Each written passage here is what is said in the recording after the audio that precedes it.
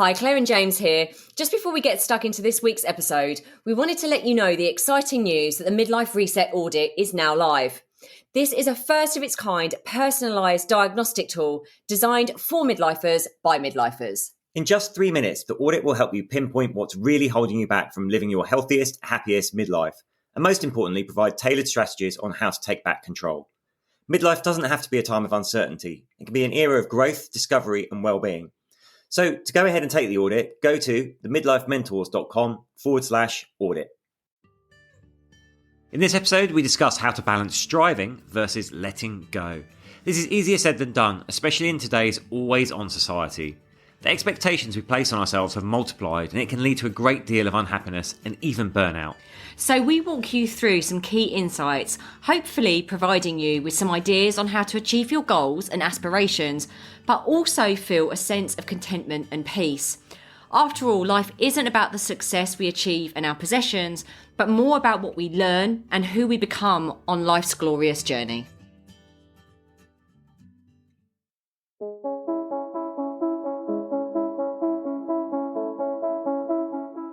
Hi, I'm James Davis. And I'm Claire Davis. We're the Midlife Mentors, here to lift the lid on how to achieve health and happiness. The balanced, no-nonsense way.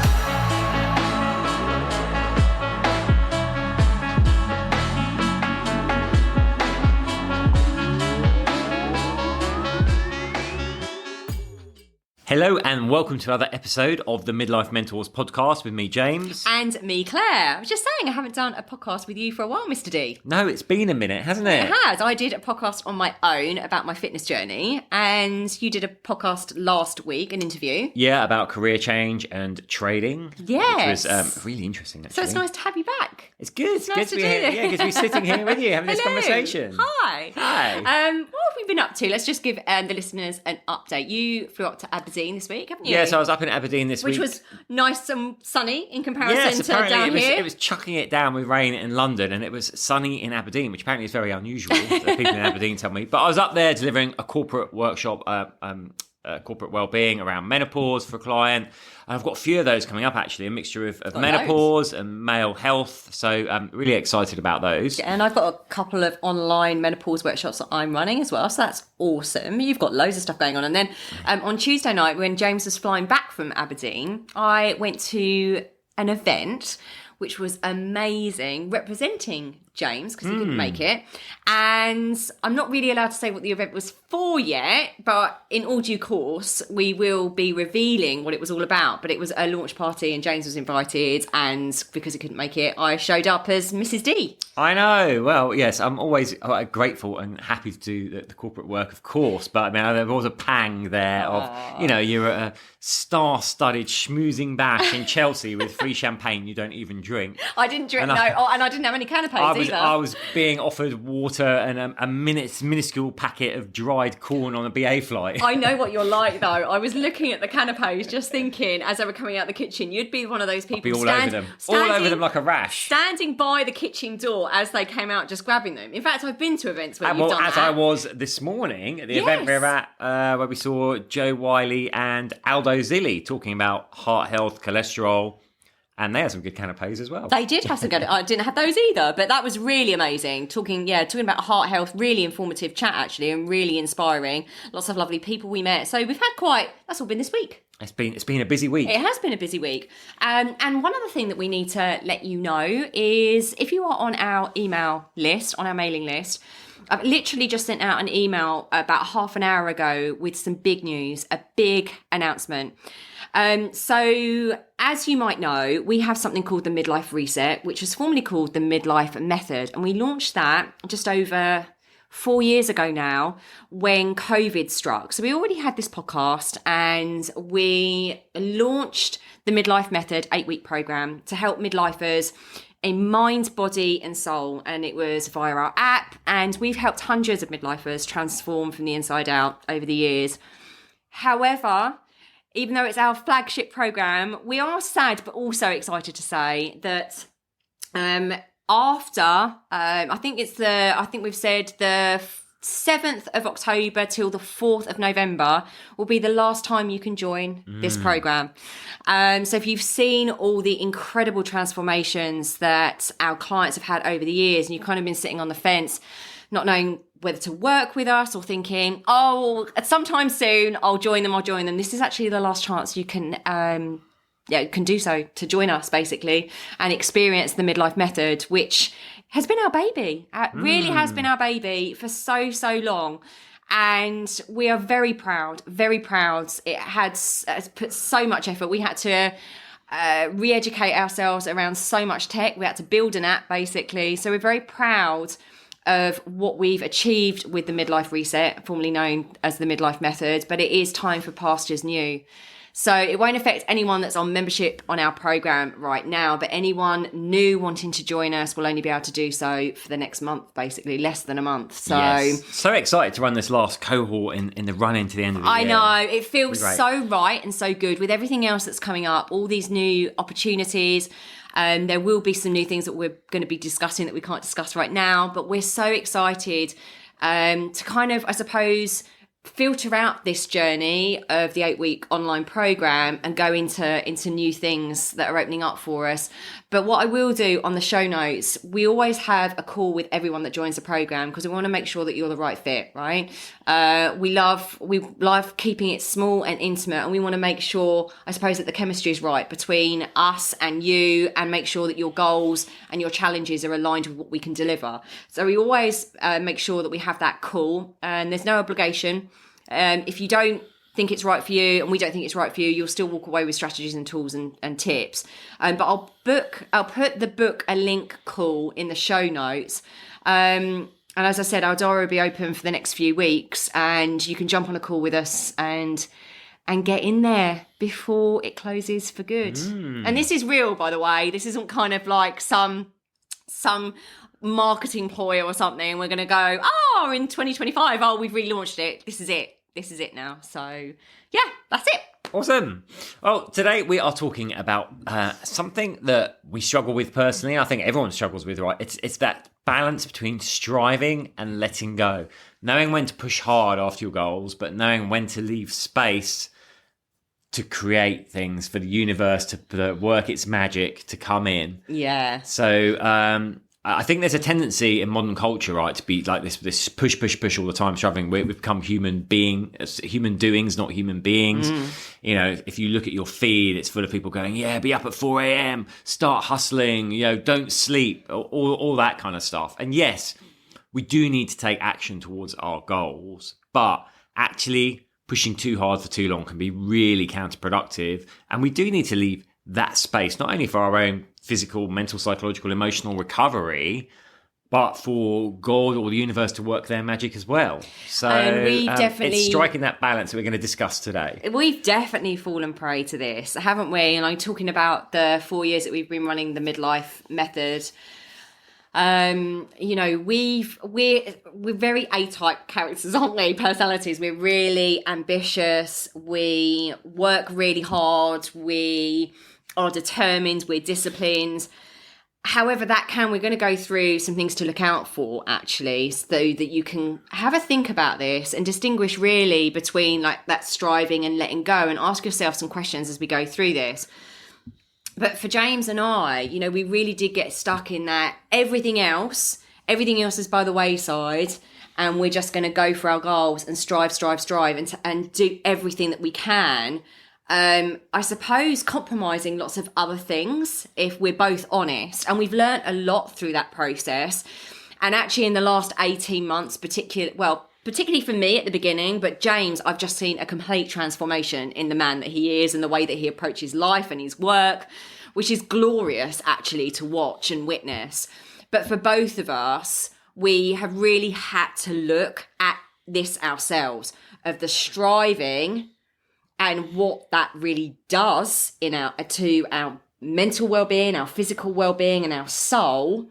And actually this whole concept of letting go, trusting and letting God do the universe, however you want to describe this, I suppose this higher being, this higher purpose, actually really surrendering to what that is without holding on so tight. Yeah, I just want to say before we dive into this, I do think we need to recognise that social media plays a massive role in this, right? That we've got this always on, it's 24/7 rolling feed of what everyone else in brackets or in inverted commas is achieving all the time, and these messages pushed at us, and the feeling that if we're not participating, we're in some way missing out. So I think that's really important to say at the outset, just be more mindful of your media feed and how that might be making you feel and act in terms of making you push forward when maybe it's time to actually step back a little bit. Yeah, absolutely. I think that's so true. So let's actually just talk about the definition of striving. Striving, you got a definition here from yes, the dictionary, I have. So the definition of striving is to try very hard to do something or to make something happen. Listen to the words here. To try very hard to do something or to make something happen, especially for a long time or against difficulties. Now that massively resonates with me. Making something happen for a long time against difficulties. And here's what I have noticed in my own life, and I think this is true and it will resonate for everyone else. We can't be peaceful and content and striving at the same time. Now, hear me out on this. In my opinion, you can't balance those two as striving and being content or peaceful. But what we can do is find harmony between contentment and peacefulness and the desire to achieve more. So taking out striving with the desire to achieve more. So replacing striving with just this sense of a desire to achieve more. So we're content with what we already have, and that remains the foundation of our future endeavours. So the aim really is to be content while being motivated and eager to achieve more, to step into a fuller version of yourself. And I suppose it's like the pursuit of your goals, but without the struggle, where it feels a bit easier, where we feel more in alignment. And throughout, we just need to make sure that we are feeling comfortable and content and knowing and trusting that things are unfolding as they should, rather than doing what I did for so many years, which is strangling the life out of my goals, holding on so tight and trying to control every single outcome. Like that was the only way I was ever going to be happy, that I was ever going to feel enough and validated and like I'd achieved something if it turned out exactly how I wanted it. And now, hallelujah, I do feel like I've surrendered into this more letting go space. And we're going to go through some tips really, and some things for you to ponder on and think about with different perspectives that might get you to think about where you might be on this journey. So let's dive into I suppose goal setting really. Yeah, I think it's really important, and this is where we have the conceptual wrestle with ourselves, right? It's great to have goals, whether they're professional, financial, personal, health. We should have goals, and in fact, many of us fail to set goals in many areas of our lives when we should be. So we should definitely have goals. But I think the important thing is, we have to be aware whether those goals are intrinsically motivated or externally motivated. So, are we doing it genuinely for ourselves? And that might be something like a health goal. We think, right, I want to be there for my kids. I do want to be healthy. I want to have a better quality of life. Or is it externally motivated, which could be, or your company says, if you hit these targets, you'll get this bonus, and you're kind of going after that. So I think we want to learn to tune into those. And I think where we conceptually wrestle is getting that balance right between pursuing our goals and striving for them, and realizing when that we can't change tack. I think this is something that we've wrestled with because, I think lazy is a tag. We're very hard on ourselves, Claire and I. We're very, very prone to self-criticism. So it's like, well, this isn't working. If we just go at it harder, it's going to work, right? So we've thrown everything at it, throw the kitchen sink at it. But I think sometimes there's a danger in that. If you get the result, then amazing. But after a certain amount of time of not getting the result, the danger is that you start to become very tunnel visioned in what you're doing. Like you think, oh, there's only one way to get to this goal that I want, and it's the way I'm on now. And you start getting confirmation bias. Of course, you start looking for the information that confirms that, even though you're not getting the result. And my personal experience is when it's like, okay, this isn't working, getting to that goal, let's just take a step back and breathe. The further back you go, the more steps back you take, the more it can open up. That funnel opens up. It's only see other possibilities that you completely missed or discounted before. And I think that's such an important thing to know. And that is something that we didn't do for, actually, if we're completely transparent here, that we didn't do for a really long time. Because I do think if you're that kind of character, like James has said, you're just doggedly going for something, and you can't see things clearly. And that needs space. And it needs time, and it needs that surrender, and it needs that stepping back for sure. So actually, James, talking about the intrinsic versus like the external goals, like ask yourself, what these goals that I'm setting, is it going to give me also these internal goals? What does actually more? This is a really good question. Like, what does more really mean to you? Like, define what more means when you're looking at your goals. And you're going for more because that's what we're going for when we're going for our goals. We're wanting more. We're wanting to step into more of ourselves, or we're wanting more money or more status or a bigger car. What? Decide and define what more really means to you, because you might be surprised once you take that step back that actually that kind of external stuff doesn't mean so much to you. And actually, as we get older, our values really change. So make sure that your goals reflect your values at this time of life and your priorities. If they're mismatched, you are going to feel really out of sorts. And actually, you are going to feel like you're constantly striving because you're not in alignment with your priorities and values. Yeah, I'd say there's two things here. If we really zoom out, it's like, number one, check in, is that goal actually a goal that I really want? Like Claire's saying, is it aligned with my values? Number two, is the way I'm trying to achieve that goal actually aligned with my values? Have I become too focused on one particular way of doing it, and I've like not considered loads of other ways I could get there? Yeah. So I think that's what we can fall into. Totally. The next thing is, I suppose, really addressing the risk of burnout when we're overly focused on achieving our goals. And we neglect our well-being in the process. And actually, we neglect the other things that are important to us. I suppose this comes back to priorities and values. But actually, I was definitely so unwilling to compromise on what I thought was my vision for our life and our business, that things completely fell out of whack. They really did. And, anyone that's listened to this podcast for a while will know that I did experience burnout at the beginning of last year. The irony was not lost on me, given that I've been a stress management consultant for many, many years. And actually, we have to be very, very careful that we don't burn out from the striving. And actually, I suppose having the courage to set that, there's a lot of courage that you need to take to stop. And a lot of people don't even realize they're burning out until they've burnt out. So this whole thing about burnout prevention is a bit of a fallacy. It would have been to me, because I didn't realize I was actually tipping from stress into burnout until I was in it.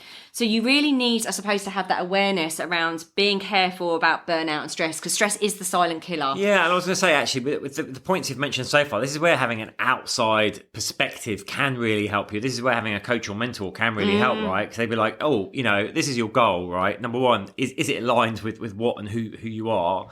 Number two, like, have you considered these other ways? That's happened to me. So I've spoken to someone, they're like, well, why don't you do it this way? And I'm like, oh, you know what? That would be really clever. Then you feel a bit stupid, don't you? But the other thing is, a coach will also say, where's your recovery time? Where's your time to pull back? Where's your time to reflect? Where's the time to actually absorb the lessons you're learning in this? Yeah. Again, when we're in that striving place ourselves, it can be hard to even consider that you need to give yourself that time, let alone give it to yourself. It's frightening. It does take, like I said, it takes that courage to step back and enter what we call the void. The what's the psychology model that you've used before? I'm going to put you on the spot now. Where we go into anyway, we've talked about it in another podcast before, but actually, where I've been and still am to a degree is the cycle of experience. That's it. Yes. So a lot of the time we just end up this. It's a circular diagram, but it's also like a model for how we live our lives, especially today, which is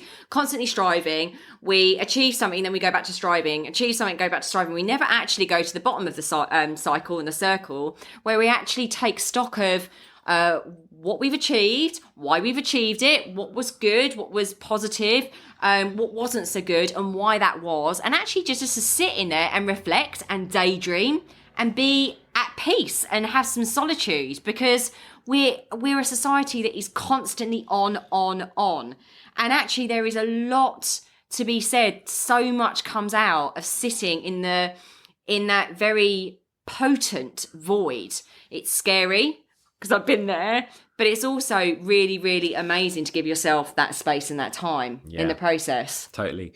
I'm going to actually put the next two together, which is like falling in the perfectionism. How dare you put them two together? And embracing uncertainty. 'Cause here's the thing, like our subconscious craves certainty. And often when we're going for a goal, we'll get a very clear idea of A, what that goal looks like, what that experience will be like when we reach it, and B, the methodology we're going to use to get there.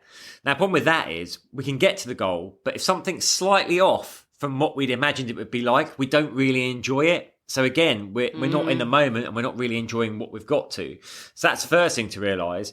Second thing is, like, you know, our methodology. Again, we can become so obsessed with like the right way to do it, in inverted commas, that we miss out other opportunities and other ways to do it, or, you know, just other opportunities generally in life, because we're chasing this certainty path. And that's great. If you have got a proven methodology that will get you from A to B and it's working, brilliant, crack on. But if you're trying to find your way and you think you've got a certain path and it's not working, then, you know, be prepared to embrace that uncertainty. Be prepared for like outside. And here's the other thing, even if you have got a certain path, the world is always going to life is always going to throw stuff at you as well. You know, we don't live in a certain world. There's many things that can disrupt it. We have to learn to embrace that a bit. And when we do embrace it, we feel a bigger sense of freedom. And I know this will bring you on to the next point. We can kind of detach from the methodology and from the goal itself a bit. Yeah, and I think you saying about lumping those two into one. James also was gonna talk about the perfectionism trap, but maybe kind of just touched on that. But I want to go a little bit deeper here, because I am a recovering perfectionist. And James probably whizzed over that, because that's actually not a problem It's really hard. Not saying that he doesn't do things well, but I've honestly, when we first got together and we first started working together 8 years ago, it was a nightmare. We had both. Now we've been together for so long and we've worked together for so long, we can really see how it was such a problem at the beginning. But when we are perfectionists, we become very dissatisfied and disappointed and anxious and self-critical, even when progress is being made, because we just don't feel like it's been done properly or it's enough. And this perfectionism thing, it is that kind of, it can come from imposter syndrome. It's a really complex, a very, very complex issue, perfectionism and imposter syndrome and all that kind of stuff. But really ingrained in all of that is like really not feeling like you are enough, like you've not done enough. And that can really, really, you know, that takes a lot of healing. It takes a lot of kind of uncovering where that came from. And actually, to be quite honest with you, for me, it was putting myself out there, even in my imperfection, and just going for it. And I know James will back me up on this, I hope, but I really did have to let go of perfectionism, because, you know, at the beginning, if I was recording a video, it was a nightmare. I used to do it over and over and over again. I remember, spend hours creating this. This would be like for like a 1 minute video, you know, listeners, you know, Claire would spend hours obsessing over the script for it, then set up, then record it, record it. I mean, literally it was awful. A 60-second video sometimes will take you a couple of hours, right? It was really, really debilitating. So again, that perfectionism really causes us to strive and not really notice where that progress has been made, and it stops us. That perfectionism makes us really hold on to something rather than letting go. I think that's the most important thing there. And one of the other things as well is just trusting, and this is so easier said than done, right? Yeah. All of this is easier said than done as well. And there is this balancing act that James and I are still playing with, but trusting that things will work out.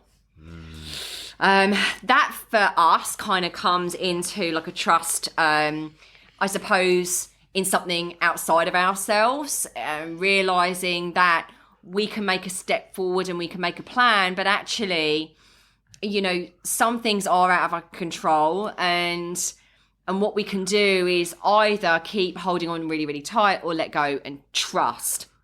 And I think the helpful thing maybe for you to do right now is think, okay, that's great, Claire. Just trust and let go. That's really easy. But think back in your life about where you have actually trusted and let go.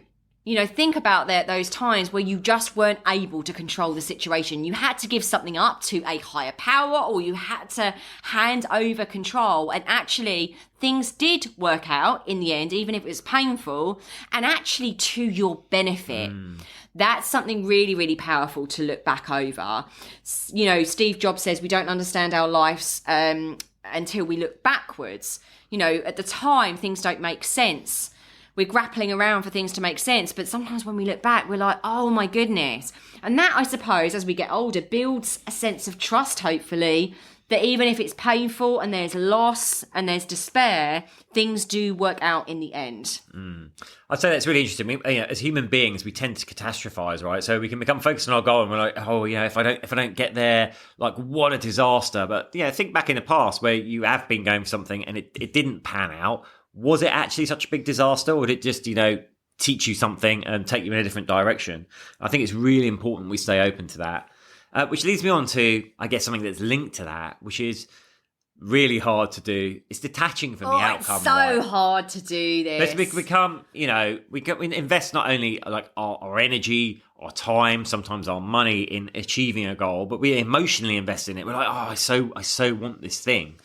But actually, that's probably what causes us to strive to go too hard. If we can detach from it, if we go like, this is what I'm going to aim for, this is the way I'm going to achieve it, it'd be great when I get there. But you know what? If I don't, that's also okay, because I'll have learned something along the way and I can adjust and go for something else. And, detaching from the outcome is hard, I'm not going to lie, but it does release you from that sense of striving. Yeah. And I think a sense of disappointment as well. Oh my goodness. Which I know can be a big player for some people. Oh, it was massive for me. Like the disappointment of things not turning out. It literally would eat me up inside. And I'm really, because I had, like I've said a few times on here, I really, really had my sights set on certain things, like James said right at the beginning, really fueled by the online world, actually. Comparison, feeling like I wasn't doing enough, feeling like you need to be validated, all these sorts of things. Detaching from the outcome was very, very hard for me. But actually what I think really helps, instead of an outcome, think about a feeling. So instead of thinking, I want that external outcome and this, and this, think about what you want to feel like, what you want to be. Like, how do you want this life of yours to feel? And then relate that to your goals and values rather than just this kind of doing machine. I think kind of James has touched on this as well, but making sure that you are flexible in your approach. We need to be adaptable. We need to stop being tunnel vision. And life happens, circumstances happen, society happens, the world happens.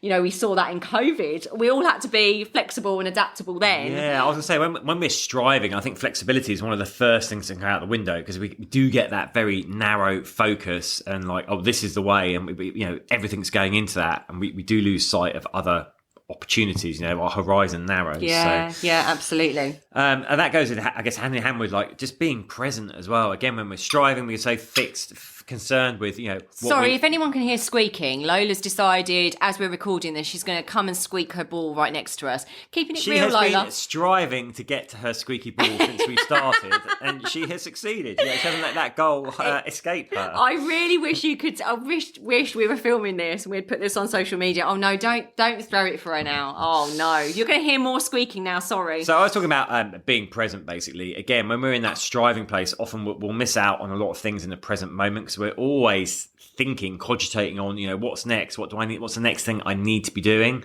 Rather than appreciating the moment that we're in. And, Gratitude is a big thing as well. We have to allow space for gratitude in our life. And if we're striving and always focused on the next step, the next thing, we're not in that present moment and we're not being grateful for what we have now. Absolutely. And I think another thing that it was been really, really helpful for me is having compassion for myself, and self-acceptance.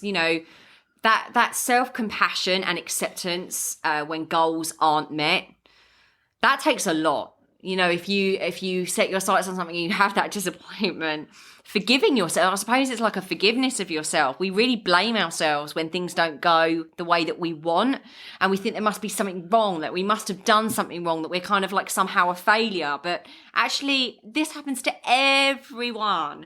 Things don't go according to plan for so many reasons. And having self-compassion, acceptance, and forgiveness for ourselves, letting go of that self-judgment, can lead to a much healthier relationship with ambition, and actually stop us striving so hard and, leading us to burnout and all those sorts of things. And also, I would say focusing on growth over success. So encouraging a mindset shift from always seeking that external success to prioritizing your personal growth and the lessons that you've learned along the way. This is, life is a series of lessons rather than an accumulation of things. I think that's the real shift that we need to start thinking about in life, is what can I learn? That, we're not taking any of this stuff with us when we pass over to the next place. It's not about what we've achieved, the success we've had. It's about who we have become in this life. Who we've allowed ourselves to become. And that's the most important thing. And finally, I would just say, avoiding comparison. Takes us full circle to what you're saying at the start about social media. And obviously, that is the main driver of comparison these days. And I think it is the main thing fueling the fire of striving, right? It's built a kind of culture, or at least a subculture of striving. Yeah. So I hope you have found that helpful. Have you found that useful? I hope you liked Lola's input. Oh my goodness, honestly, we've just had to... She wanted to have a word, clearly. Well, she wanted Her goal was to get onto the podcast. She's so cute. If anyone's followed us on social media, you'll see photos where she's looking at us with her big brown eyes now, and I did kind of tell her off and growl at her a little bit, and she looks all cute now and I feel bad.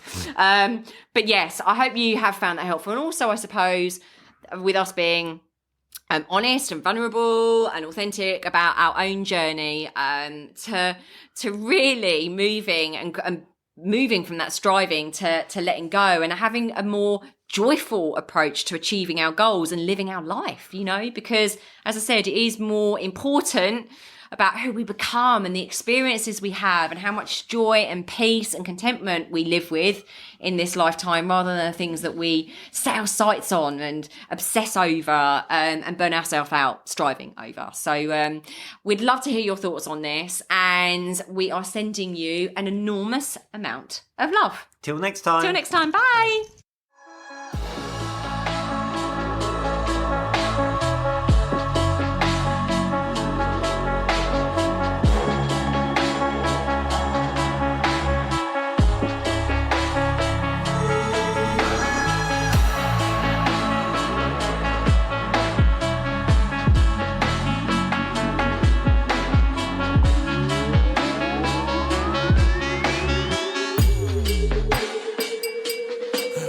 Yeah. You've been listening to the Midlife Mentors with Claire and James Davis. We'd love to hear from you. So drop us a line at info@themidlifementors.com with any questions or topic suggestions. And make sure you join us on our Facebook page and YouTube channel. You can find us under the Midlife Mentors. Yeah. What? Yeah. Yeah. Yeah. Thanks so much for listening to this episode. And don't forget to take the Midlife Reset Audit now to receive personalised insights into what's holding you back from living your healthiest, happiest midlife. So go ahead and take the audit now at themidlifementors.com/audit.